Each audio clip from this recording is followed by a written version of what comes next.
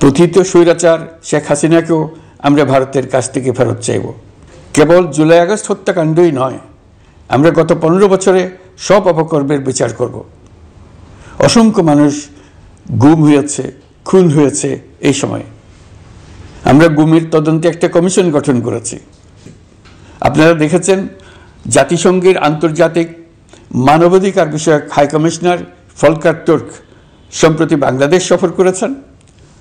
জাতিসংঘ July August হত্যাকাণ্ডের তদন্তে, প্রিয় দেশবাসী, আমি আগেও জানিয়েছি, আবারও জানাচ্ছি, গণ অভ্যুত্থানে সকল শহীদদের পরিবারকে পুনর্বাসন করা হবে, একজনও বাদ যাবে না। সকল আহত শিক্ষার্থী, শ্রমিক, জনতার চিকিৎসার সম্পূর্ণ ব্যয় সরকার বহন করবে। আহতদের দীর্ঘমেয়াদী এবং ব্যয়বহুল চিকিৎসা এবং শহীদদের পরিবারের দেখাশোনার জন্য স্বাস্থ্য মন্ত্রণালয়ের নেতৃত্বে একটি পূর্ণাঙ্গ তালিকা প্রস্তুত করা হয়েছে। প্রতিটি শহীদ পরিবারকে সরকারের পক্ষ থেকে 30 লক্ষ টাকা দেওয়া হচ্ছে।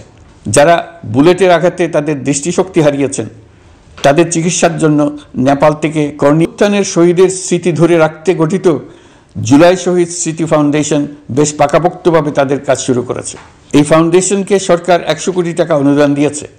এছাড়াও জুলাই আগস্ট বিপ্লবে শহীদ পরিবারের পুনর্বাসন ও আহতদের সর্বোত্তম চিকিৎসা নিশ্চিত করার জন্য সমাজ কল্যাণ মন্ত্রণালয়ের পক্ষ থেকে $5 মিলিয়ন একটি বরাদ্দ প্রস্তাব অর্থনৈতিক সম্পর্ক বিভাগের মাধ্যমে বিশ্ব ব্যাংকে পাঠানো হয়েছে।